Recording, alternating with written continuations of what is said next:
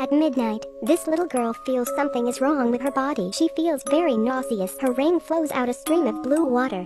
She used a flashlight to shine in her throat. And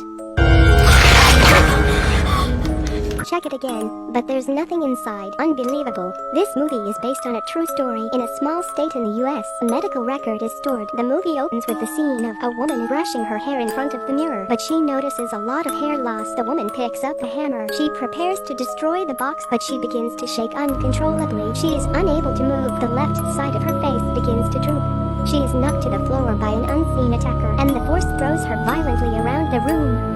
Her son arrives and finds his mother. He feels helpless when he sees his mother like that.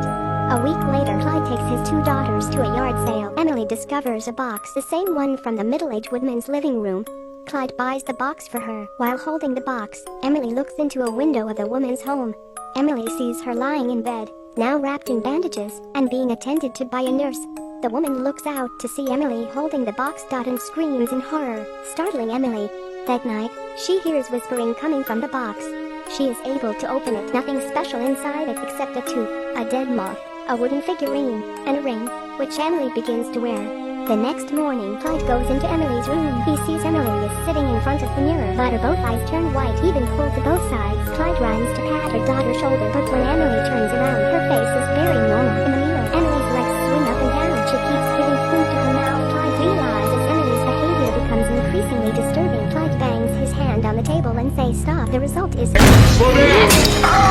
Emily is momentarily startled to realize her actions. Clyde doesn't blame his daughter. At midnight, while sleeping, the mystic box automatically opened. Inside, ephemera fly in and out and burn the body. Emily opened her eyes. Hannah is brushing her teeth, feeling something out of the ordinary. Emily opens the door of the mirror cabinet. Inside, there are so many ephemera inside. Clyde hears Emily's screams from upstairs, seeing Emily's door. There are many ephemera on it. He opens the door. Inside, there are so many ephemera. Emily is holding the box on the bed. He quickly finds the authorities to investigate, but no one can find the cause or the solution. Clyde takes two daughters to his ex-wife's house, Stephanie, to stay temporarily. At night, Clyde opens the box. Also, he finds nothing extraordinary.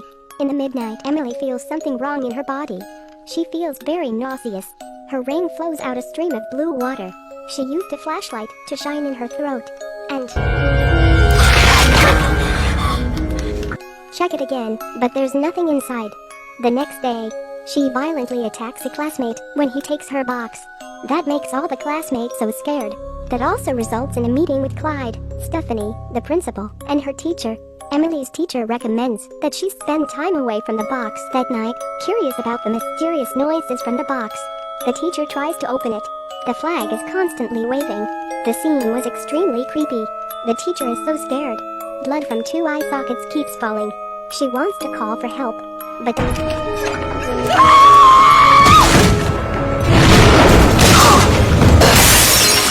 when Stephanie knows the things happened last night, she blames for Clyde. At noon, Emily's left eye transforms. Clyde attempts to dispose of the box. Emily turns and starts gagging from Emily's cheek. Unusual changes appear, then return to normal. At 2:23 p.m., Clyde takes the box to a university professor. He comes to investigate. The professor tells him that it is a Dybbuk box that dates back to the 1920s. It was used to contain a Dybbuk, a dislocated spirit as powerful as a devil. He begins to find related documents. A scene appeared on the screen, makes the viewer dumbfounded. How can things like this can exist? This is definitely fake, but the relevant documents about the case 30 years ago that Clyde found make him has to believe the truth. Clyde enters Emily's room and reads Psalm 91. He begins to read it out loud. He reads until a dark, but invisible force throws the tunic across the room. Suddenly, Clyde shouts at Emily, "Who are you?" Suddenly Stephanie bursts into the room. Get Clyde out. Then Emily returns to normal. Clyde brings the box. Go to the place where the professor said search for Tzadok Shaper. Two people go to a room where everyone is waiting for them. When Clyde takes out the box, everyone who round the room automatically stepped back. They find this box very scary. They leave the room one by one. Clyde sees that. He begs them to save his daughter. Reb Shaper says they have no way to help.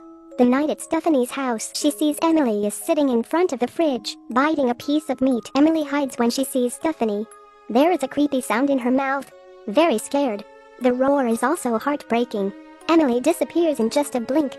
Stephanie is very calm. Emily appeared behind Stephanie's back. She is floating. Emily jumps towards Stephanie and hugs her. She drops glass fragments, and she is extremely painful. She asks her mother who she really be. The next day, Emily is playing on the swing. She sees her stepfather is cleaning the car. All things around, all blown by the wind. Fresh blood flows from his stepfather's mouth. His teeth falls out one by one. Until all teeth are out, he immediately drives out of the house. Emily also falls to the ground. She has a seizure. She immediately is taken to the hospital for an MRI. When checking, the room lights suddenly flicker. Stephanie and Hannah are horrified when they see the Dybbuk's face in the MRI scans next to Emily's heart. The whole family is tormented. They are about to reach the limitation. Clyde enters the room. Stephanie keeps saying sorry to him. She tells that she saw something. Zadok, a Jewish exorcist, joins the family at the hospital and attempt to conduct an exorcism. Hannah cuts a handful of her hair, put it in the box. They also put Emily's hairband in it, then place the box next to Emily and dress her in holy clothes. Zadok Shapper still keeps reading spells. The spells are starting to work. Emily suddenly stopped stirring. Then it happens again. The water in the pool starts to boil. Emily jumps up, her eyes turn white, screaming to ask the family why they treat her like that. She looks like a mad girl running around without turning her head. Clyde chases right behind her to a corner. There are no lights here, but there are many corpses. This is the morgue. The air is extremely cold. Suddenly a red light bulb turns on. Emily stands still below, shouts Clyde's name. She tells him to come and hug her. Stephanie and everyone caught up. Clyde holds Emily in his arms. Zadok Shapper shouts Abazu, Abazu, Abazu many times. At this moment, Clyde's hands fall down. The room suddenly becomes a strong wind. Clyde's eyes suddenly turn white, being pulled against the wall by an invisible force. Zadok Shapper shouts out loud, "In the name of the Lord, I command you to come out of this body." A rotting hand crawls out of his mouth and hugs his face. It crawls towards the box. They successfully chases away it out of Clyde. Clyde also slowly regains consciousness. He holds Emily in his arms. Like Zadok Shapper's father said, Dybbuk seeks purity, a holy spirit. Dybbuk will always looking for the suitable subject. Zadok Shapper brings the box to home. Suddenly his car crashes on the highway. The story above, based on a documented case in the US, occurred in the fall of 2012. In the world, there are many inexplicable things. Sometimes you have to sacrifice yourself. The video ends here.